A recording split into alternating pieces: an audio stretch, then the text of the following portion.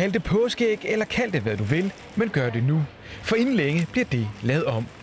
Dansk Fjerkræråd har i flere år kritiseret brugen af ordet æg til at beskrive årstidens chokolade.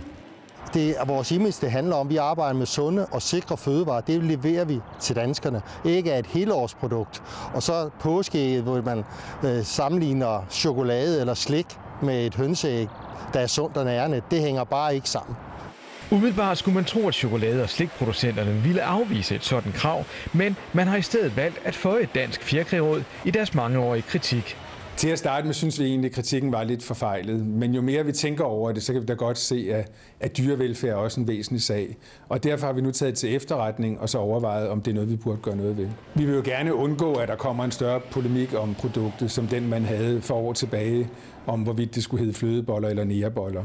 Anton Berg har derfor besluttet at ændre navnet på påskeæggene, så i år er det sidste påske, hvor man kan købe påskeæg. Vi har ikke lagt os helt fast på et nyt navn endnu, men vi synes, det er naturligt at tage udgangspunkt i formen på produktet.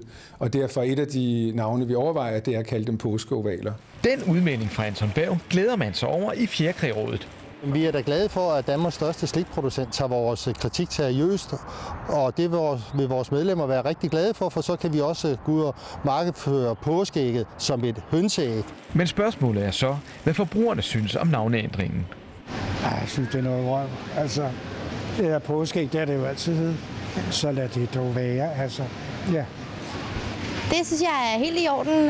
Det er nye tider, så at de indretter sig efter det er helt i orden. Rigtig dumt. Altså, man skal ikke hver gang, der kommer kritik af et eller andet, så skal man ikke føje sig. Man skal holde på sit. Anton Berg oplyser, at produktionen af påskeæg stopper 1. april 2012.